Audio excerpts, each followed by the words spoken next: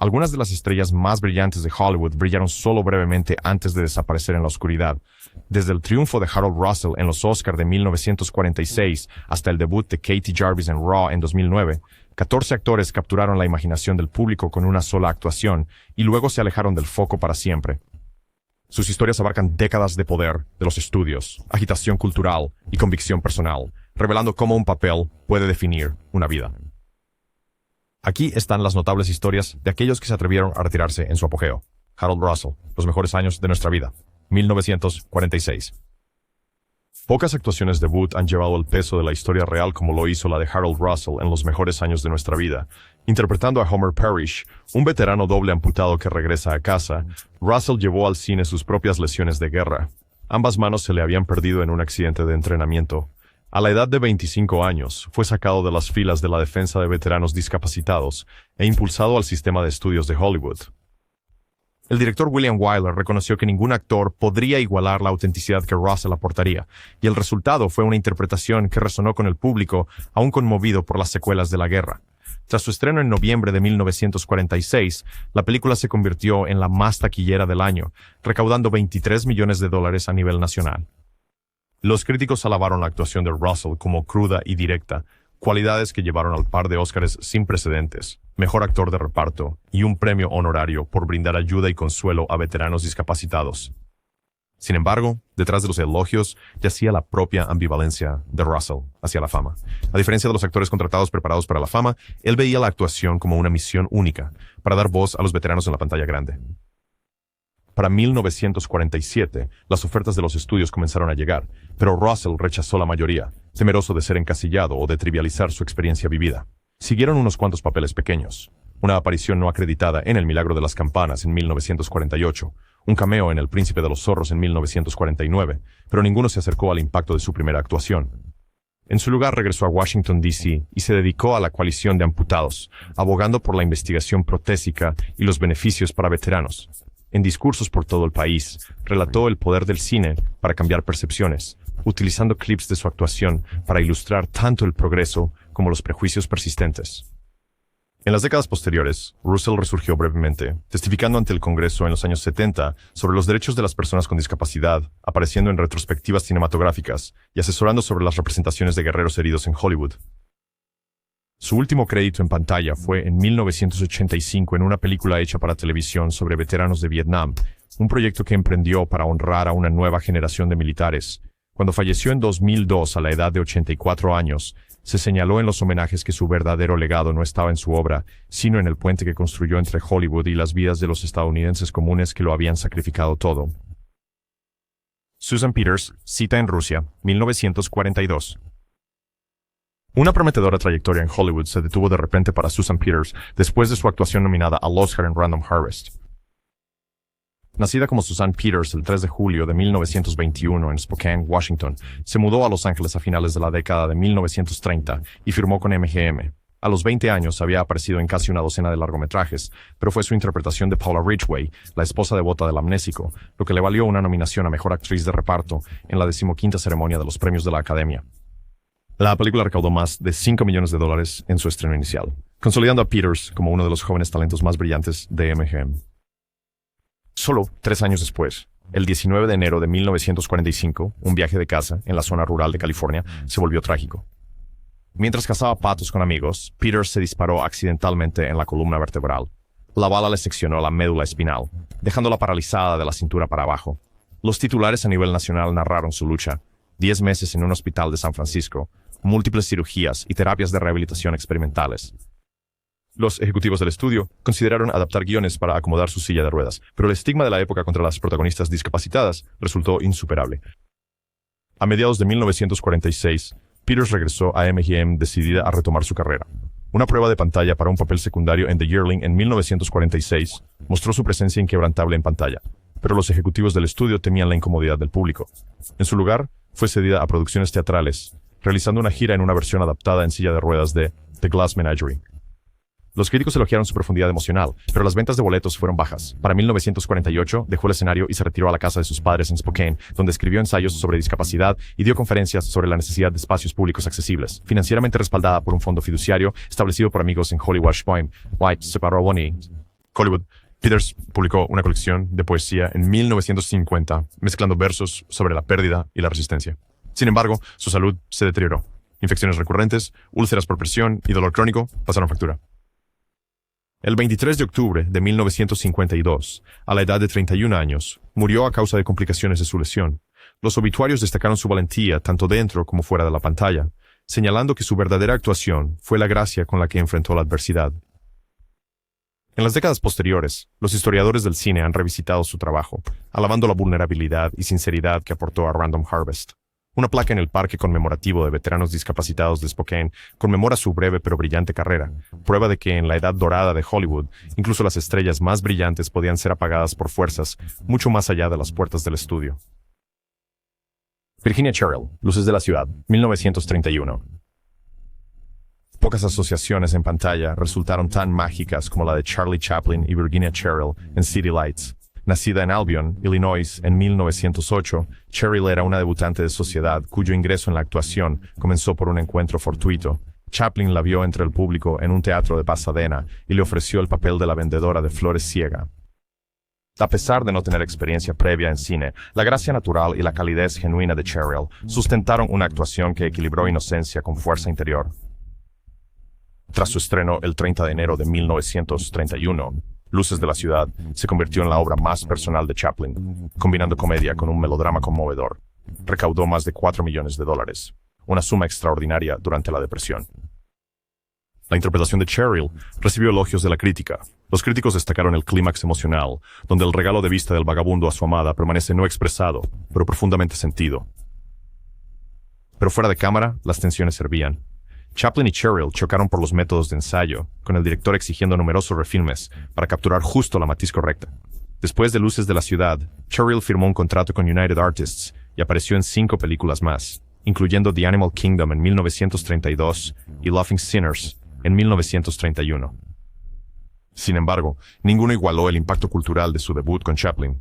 Para 1934, cansada de la política de los estudios y las exigencias de la fama, anunció abruptamente su retiro. Un año después, se casó con William Rhinelander Stewart Jr., un adinerado socialité de Nueva York, y se mudó a la Quinta Avenida. Fotografías de paparazzi de 1936 la muestran en deslumbrantes bailes de sociedad, muy lejos de las calles de la era de la Depresión que una vez adornó en el cine. A pesar de ofertas ocasionales, destacando una prueba de pantalla para Camille de MGM, Cherrill las rechazó. Más tarde se volvió a casar y dividió su tiempo entre villas europeas y propiedades estadounidenses, dedicándose a causas benéficas y al diseño de interiores. En entrevistas, décadas después, recordaba con cariño Luces de la Ciudad, pero insistía en que sus verdaderas pasiones estaban fuera del resplandor de Hollywood. Virginia Cherrill murió el 15 de febrero de 1996, a los 87 años, dejando atrás una única actuación icónica que sigue encantando a nuevas generaciones. Su decisión de apartarse en su apogeo es un testimonio de la agencia personal en una industria construida sobre la reinvención perpetua, una época en la que un papel inolvidable podía definir una vida. Peter Ostrom, Willy Wonka y la fábrica de chocolate, 1971. Solo un puñado de actores infantiles pueden reclamar una actuación tan indeleble que se convierta en un sinónimo cultural. Charlie Bucket, de Peter Ostrom, es uno de ellos. Nació el 1 de noviembre de 1957 en Dallas, Texas. Ostrom consiguió su primer y único papel cinematográfico a los 13 años después de una audición en un casting en Nueva York. Su humildad y sinceridad conquistaron al director Mel Stewart, y para agosto de 1970 estaba filmando escenas en Múnich y Londres, inhalando el aroma de chocolate real en el set. Al ser estrenada el 30 de junio de 1971, Willy Wonka and the Chocolate Factory recibió críticas mixtas, pero pronto encontró una audiencia en la sindicación televisiva y el video casero. El encuentro final de Charlie con Wonka se convirtió en un momento decisivo para los espectadores de todo el mundo. A pesar del creciente estatus de culto de la película, Ostrom regresó a Pensilvania después de que terminó el rodaje, matriculándose en la escuela secundaria en lugar de seguir oportunidades en Hollywood. Las ofertas de agentes y ejecutivos de estudios llegaron por docenas, instándolo a capitalizar su nueva fama. Sin embargo, Ostrom no estaba interesado. Prefiriendo una vida privada, se matriculó en la Universidad de Cornell para estudiar medicina veterinaria. En 1984 obtuvo su DUM y estableció su práctica en Lowville, Nueva York, donde se hizo conocido por su cuidado compasivo de animales grandes y ganado de granja. Los periódicos locales publicaron historias de interés humano sobre el Dr. Charlie. El antiguo Cher estrella infantil, convertida en querido veterinario. A lo largo de los años, Ostrom concedió solo un puñado de entrevistas, la más notable en 2005 para la edición aniversario en DVD, donde explicó que la actuación nunca había sido su pasión. Vio la película como un maravilloso recuerdo de infancia, pero su verdadera vocación estaba en la ciencia y el servicio. Hoy opera una clínica de animales mixtos y da conferencias en escuelas de veterinaria sobre la salud animal rural, su nombre desconocido para la mayoría de sus clientes. Cuando las proyecciones de Willy Wonka atraen multitudes, los fans a veces buscan actualizaciones sobre el niño que encontró una vida de chocolate en la honestidad. En cambio, aprenden que Peter Ostrom cambió el estrellato por los estetoscopios, eligiendo curar en lugar de actuar. Su desaparición de la pantalla nunca fue una huida, sino un camino deliberado hacia una vida de tranquila satisfacción. Tammy Stronach, La historia interminable, 1984. La fantasía infantil se encontró con un desafío del mundo real para Tammy Stronach cuando fue elegida como la emperatriz infantil en La historia interminable de Wolfgang Petersen. Nacida el 1 de junio de 1972 en Teherán, Irán, Stronach se mudó a Londres a los 6 años para entrenar en la Royal Ballet School. Su presencia etérea llamó la atención de los directores de casting y a los 11 años estaba filmando escenas en los Bavaria Film Studios de Múnich, vistiendo túnicas blancas y grabando diálogos en una voz en off semanas después.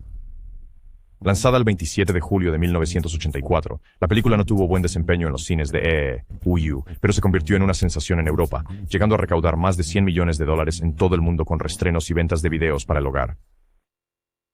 La interpretación de Stronach, parte monarca regia, parte niña, se convirtió en un icono de la fantasía de los años 80. Sin embargo, detrás de las escenas, luchaba con las presiones de la fama repentina y la disonancia de regresar a la escuela en medio de la adoración internacional. En lugar de buscar más papeles en el cine, Stronach se centró en el baile. Se matriculó en Juilliard, obteniendo una licenciatura en Bellas Artes en ballet, y luego cofundó el Catskill Hudson Dance Project en 1997. Los críticos elogiaron su coreografía como rigurosa y poética, a menudo inspirada en temas míticos que recordaban su debut cinematográfico. Reseñas en The New York Times y Dance Magazine notaron su habilidad para fusionar narrativa y movimiento, una destreza perfeccionada frente a la cámara. Ocasionales invitaciones para retomar su papel en conversaciones de secuelas llegaron, pero nunca se materializaron. En el año 2009, una petición viral en línea instó su regreso para una nueva versión moderna. Stronach declinó cortésmente, citando su compromiso con la educación en danza. Hoy dirige programas juveniles en Kingston, Nueva York, enseñando ballet e improvisación a artistas aspirantes. Cuando las proyecciones del Festival de la Historia Interminable atraen a multitudes nostálgicas, Stronach aparece solo como invitada de honor, ofreciendo breves reflexiones sobre la creatividad infantil. Dorothy McGowan. ¿Quién eres tú? Polly Magoo, 1966. Uno de los grandes enigmas del cine es Dorothy McGowan, la modelo estadounidense convertida en actriz, cuyo único papel en el cine sigue siendo un referente de culto.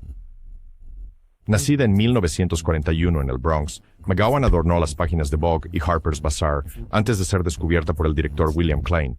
Él la eligió para interpretar a Polly Magoo, una sátira sobre la industria de la moda filmada en París entre 1965 y 1966. Tras su estreno en octubre de 1966 en Cannes, Who Are You? Polly Magoo polarizó a los críticos. Algunos elogiaron su atrevida sátira y la presencia magnética de McGowan en pantalla. Otros la consideraron demasiado vanguardista.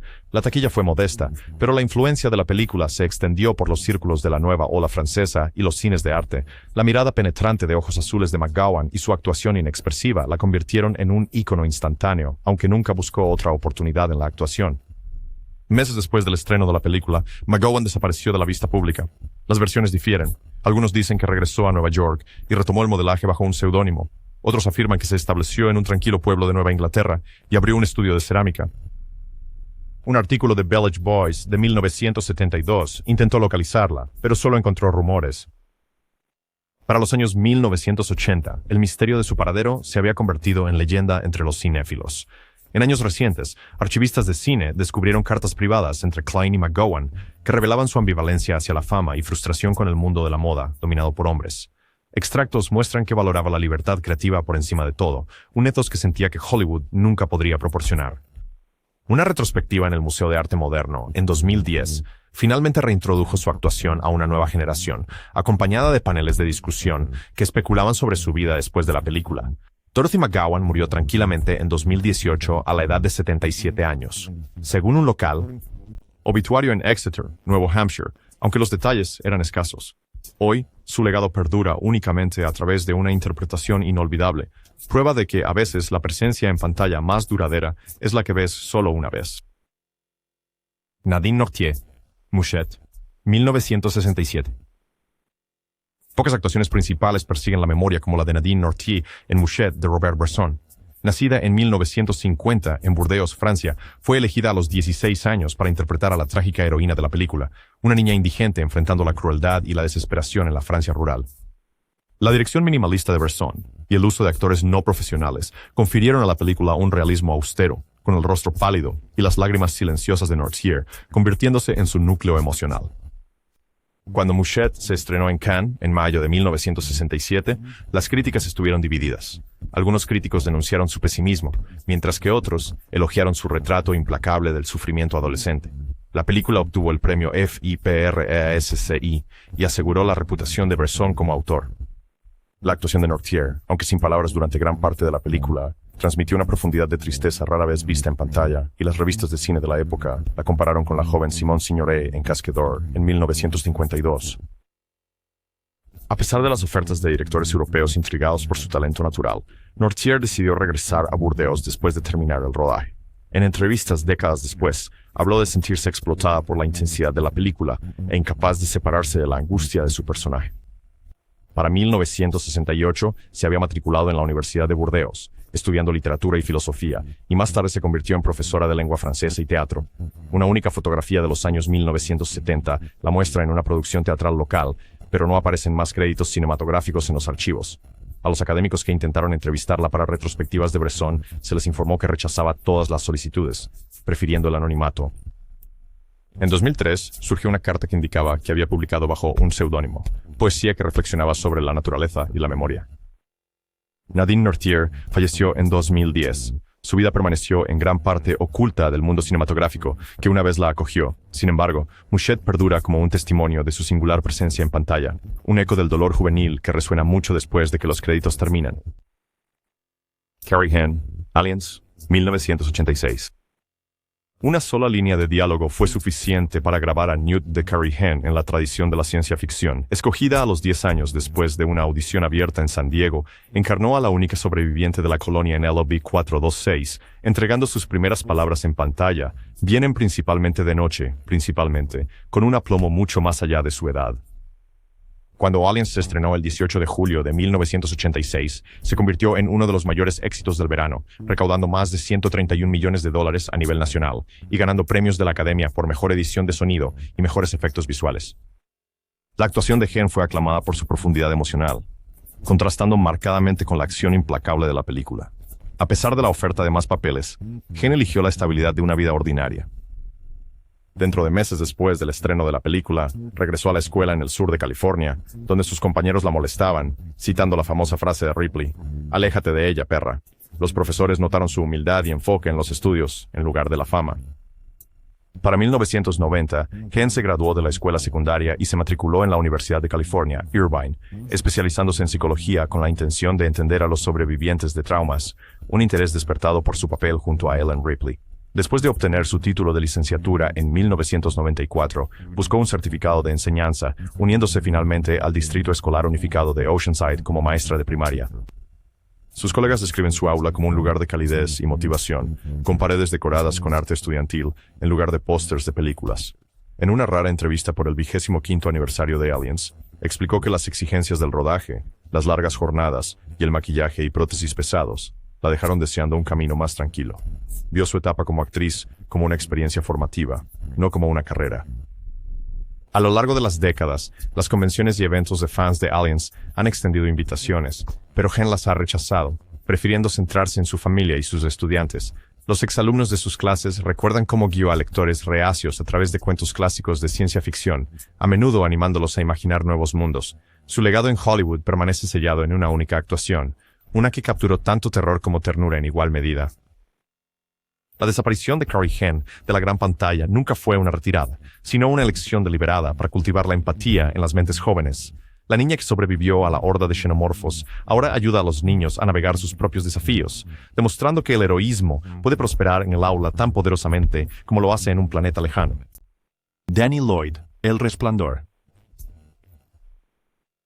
La inquietante imagen de un joven con chaqueta amarilla pedaleando por el corredor de un hotel embrujado marcó el comienzo del breve pero inolvidable viaje cinematográfico de Danny Lloyd.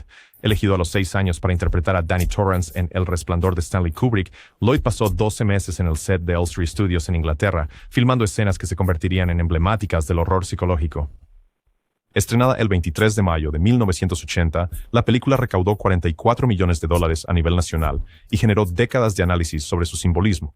A pesar del debate crítico, la actuación de Lloyd, sin palabras pero expresiva, ancló el terror de la historia. Tras la producción, Kubrick protegió a Lloyd del marketing de la película, asegurándose de que él percibiera la experiencia como una aventura divertida en lugar de terror. Al regresar a Kentucky, reanudó El Primer Grado, sin darse cuenta de su contribución a la historia del cine. Llegaron ofertas de agentes y representantes, pero sus padres priorizaron la normalidad. A los 10 años, Lloyd no había aparecido en más películas, asistía a la escuela pública y se unió al equipo de fútbol. Después de la escuela secundaria, Lloyd se matriculó en la Universidad Estatal de Moorhead, obteniendo un título en biología en 1999. Más tarde, aceptó un puesto de docente en el Departamento de Biología de la Estatal de Moorhead, impartiendo clases sobre genética y ecología. Los colegas recuerdan su comportamiento calmado y las referencias ocasionales a un tipo diferente de monstruo, una alusión juguetona a su papel de infancia. Los estudiantes a menudo se sorprenden al enterarse de que su profesor una vez compartió la pantalla con Jack Nicholson. En 2007, Lloyd concedió una única entrevista para el documental, reflexionando sobre la dirección meticulosa de Kubrick y la atmósfera surrealista del set del Hotel Overlook. Describió la experiencia como vivir dentro de un sueño, uno que dejó atrás con alivio. Desde entonces, ha mantenido una vida privada, centrándose en la investigación de los ecosistemas de agua dulce y la tutoría de estudiantes de grado. La salida de Danny Lloyd de Hollywood no fue una huida, sino un compromiso con la investigación científica y la educación. El chico que presenció el terror sobrenatural ahora explora maravillas naturales, ilustrando que la curiosidad puede ser tan convincente como el miedo al dar forma a la labor de toda una vida. Jeff Cohen, Los Goonies. Pocas actuaciones infantiles resuenan como la interpretación de Jeff Cohen de Chunk en Los Goonies, una aventura emocionante que capturó la imaginación desde su estreno el 7 de junio de 1985. Escrita por Chris Columbus y producida por Steven Spielberg, la película recaudó más de $61 millones en Estados Unidos, convirtiéndose en un éxito definitorio del cine juvenil de los años 1980. El característico Truffle Shuffle de Cohen se convirtió en un referente cultural, ganando el correo de admiradores y apariciones en programas de entrevistas durante 1985 y 1986. A pesar del éxito de la película, Cohen decidió no seguir una carrera como actor. Al regresar a la escuela secundaria en Los Ángeles, descubrió que la fama repentina a menudo eclipsaba la vida ordinaria. Para 1992, después de algunas interpretaciones menores en televisión, se inscribió en UCLA, obteniendo una licenciatura en comunicaciones. Su interés cambió de la actuación a la defensa, lo que lo llevó a estudiar Derecho en la Universidad Loyola Marymount, donde se graduó en 2003. Especializándose en Derecho de Entretenimiento, Cohen se unió a Mitchell, Silverberg y Knopf, representando a clientes que van desde cineastas hasta artistas musicales. Desempeñó un papel fundamental en la negociación de derechos para películas clásicas y asegurar una compensación justa para los artistas. En 2015, cofundó Cohen & Gardner, una firma boutique que enfatiza los derechos de los artistas y contratos transparentes. Los colegas de la industria elogian su pasión por equilibrar la creatividad con la protección legal. Aunque ocasionalmente surgen invitaciones para repetir su papel en convenciones de fanáticos, Cohen las rechaza, prefiriendo mantener una distancia profesional. Su hija, nacida en 2010, conoce a su padre como Papá Jeff, no como Chunk. Sin embargo, el legado de los Goonies sigue siendo un capítulo orgulloso, uno al que hace referencia cuando asesora a jóvenes abogados sobre la importancia de la narrativa y el derecho contractual. La elección de Jeff Cohen de dejar la actuación por la sala del tribunal demuestra que comprender el negocio detrás del arte puede ser tan impactante como cualquier actuación en pantalla. El niño que abrazó la aventura ahora protege los derechos de quienes dan vida a las historias.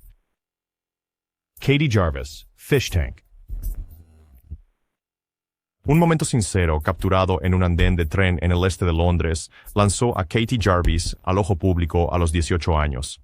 La directora Andrea Arnold la vio discutiendo con una amiga y le ofreció el papel principal de Mia Williams en Fish Tank, un drama crudo que se estrenó en Cannes en mayo de 2009. La película ganó el premio del jurado y recaudó 2.500.000 libras en el Reino Unido, elogiada por su cruda representación de la adolescencia de la clase trabajadora.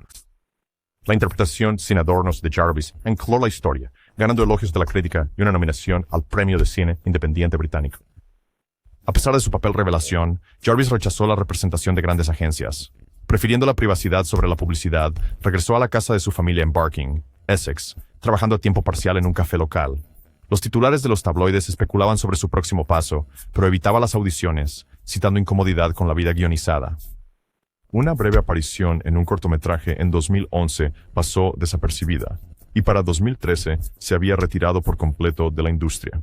En entrevistas, Jarvis describió su experiencia como transformadora, pero abrumadora. Se inscribió en cursos de universidad comunitaria en trabajo social, inspirada por los desafíos enfrentados por su personaje. Después de obtener un diploma en 2015, se unió a un programa de alcance juvenil, mentorando a adolescentes en riesgo en el este de Londres. Sus colegas alaban su empatía y perspicacia del mundo real, atributos perfeccionados durante su tiempo en el set. Un resurgimiento de interés en Fish Tank en las plataformas de streaming llevó a invitaciones a festivales de cine, pero Jarvis optó por no participar, prefiriendo seguir siendo la chica de Barking. Su historia circula entre los estudiantes de cine como un ejemplo de autenticidad sobre ambición, un cuento de advertencia sobre las presiones de la fama repentina. El retiro de Katie Jarvis del cine no fue una huida, sino un compromiso con el servicio comunitario. La joven que cautivó corazones en la pantalla ahora empodera a otros para encontrar su voz, más allá de la lente. Mark Lester, Oliver, 1968. Las calles victorianas de Londres cobraron vida a través de la inocente interpretación de Oliver Twist por Mark Lester en Oliver, de Carol Reed, estrenada el 19 de junio de 1968. A los 10 años, Lester cantó Consider Yourself y navegó los elaborados escenarios de la película, contribuyendo a sus $77 millones en taquilla mundial. Nominada a 6 premios de la Academia y ganadora de la mejor película, Oliver catapultó a Lester a la fama internacional con clubs de fans y portadas de revistas. A pesar de las ofertas de estudios de Hollywood, Lester eligió la educación sobre los acuerdos de patrocinio, completó la escuela secundaria en Latimer Upper en el oeste de Londres, y en 1976 obtuvo niveles avanzados en historia y biología. Un breve regreso al cine a mediados de los años 70 incluyó papeles en El regreso de la Pantera Rosa y Muerte o Libertad, pero para 1980 se había alejado por completo. Pasando al cuidado de la salud, Lester se formó como osteópata en el Colegio Británico de Medicina Osteopática, graduándose en 1985. Estableció una clínica en el West End de Londres, especializándose en lesiones deportivas y cuidados pediátricos. Los pacientes incluyen a atletas profesionales y familias, muchos de los cuales desconocen que su médico alguna vez interpretó al huérfano más famoso de Dickens. En 2018, en el 50 aniversario de Oliver, Lester aceptó una proyección retrospectiva en el British Film Institute. Hablando ante un auditorio lleno, reflexionó sobre el impacto de la película, atribuyendo su ética de trabajo disciplinada a las exigencias de ser una estrella infantil. Sin embargo, enfatizó que su verdadera pasión residía en la sanación, no en Hollywood. La salida de Mark Lester de la actuación no fue una retirada, sino una transición al servicio. El niño que cantó en un hospicio victoriano ahora alivia las cargas físicas de la vida moderna, demostrando que la compasión puede tomar muchas formas. Michael Schöffling, 16 velas, 1984. El arquetipo del novio ideal surgió cuando Michael Schöffling apareció como Jake Ryan en 16 Candles de John Hughes. Filmada en febrero de 1984 y estrenada el 4 de mayo de ese año, la comedia adolescente recaudó $23.6 millones en el mercado nacional, convirtiéndose en un éxito definitorio de la década. El encanto discreto de Schöffling y su físico tonificado en el gimnasio cautivaron al público, ganándose un lugar en la lista de las 50 personas más bellas de People Magazine en 1985. Las ofertas de los principales estudios llegaron de inmediato, sin embargo, Schöffling se cansó de la atención. Después de papeles en Vision Quest en 1985 y Wild Hearts Can't Be Broken, en 1991 decidió dejar la actuación a los 30 años. Cambiando guiones por acerrín, se mudó a Pensilvania y cofundó Schöffling Custom Furniture en 1992. Las piezas hechas a mano del taller, mesas, sillas y repisas, presentaban madera recuperada y embellecidos intrincados, apareciendo en Architectural Digest y Fine Woodworking. A pesar de las ofertas ocasionales para retomar el papel de Jake Ryan en reuniones televisivas, Schöffling se mantuvo enfocado en el arte de la carpintería. Emplea a un equipo de 10 artesanos, guiando de aprendices en técnicas tradicionales de trabajo en madera. Su compromiso con la sostenibilidad lo llevó a asociarse con grupos de conservación forestal, asegurando que cada tablón utilizado en su taller sea de origen ético. ¿Dónde están ahora? Incluye características que recuerdan a los fanáticos el legado en pantalla de Schoeffling. Sin embargo, él rechaza las entrevistas, prefiriendo el tranquilo ritmo de sierras y lijadoras a las luces de la alfombra roja. El cambio de Michael Schoeffling de Hollywood a la carpintería no fue una fuga, sino una evolución. El actor que una vez personificó la fantasía adolescente ahora moldea la madera en arte intemporal, demostrando que la creatividad trasciende cualquier medio único. Barrett Oliver, la historia interminable. Pocas actuaciones evocan el asombro infantil como la interpretación de Barrett Oliver en el papel de Atreyu en La historia interminable de Wolfgang Petersen. Filmada en 1983 y estrenada en los Estados Unidos el 20 de julio de 1984, la épica de fantasía recaudó $41 millones a nivel nacional y se convirtió en un elemento básico de las colecciones de VHS en todo el mundo. La búsqueda de Atreyu para salvar fantasía resonó con el público joven, convirtiendo a Oliver en un ídolo adolescente de la noche a la mañana. Después del éxito de la película, Oliver apareció en Cocoon en 1985 y en D.A.R. Ideale en 1985, pero nunca logró el mismo impacto cultural que su héroe de fantasía. A los 18 años, decidió alejarse de la actuación y dedicarse a la fotografía, inscribiéndose en el Art Center College of Design en Pasadena. Su enfoque en los procesos de colodión húmedo lo llevó a exhibiciones en galerías de Nueva York y Los Ángeles, donde los críticos elogiaron su habilidad para capturar paisajes enteros y retratos humanos con técnicas antiguas. Los ensayos fotográficos de Oliver han aparecido en Time y National Geographic, explorando temas de memoria y transformación. Publicó un monográfico en 2007 titulado Luz efímera, mostrando imágenes de teatros abandonados y paisajes desérticos. Los talleres que conduce atraen tanto a fotógrafos aficionados como a artistas consagrados ansiosos por aprender métodos históricos. Cuando La historia interminable celebra aniversarios, Oliver a veces contribuye con comentarios documentales que reflexionan sobre los desafíos de producción de la película, desde dragones animatrónicos hasta rodajes en exteriores en los bosques de Baviera. Sin embargo, él sostiene que su verdadera vocación está detrás de la cámara, creando imágenes que invitan a los espectadores a imaginar más allá del encuadre. La partida de Barrett Oliver de la actuación no fue una desaparición, sino una metamorfosis. El chico que montó a Falkor hacia el cielo ahora moldea la luz y la sombra en poesía visual, afirmando que las historias pueden vivir para siempre en muchas formas.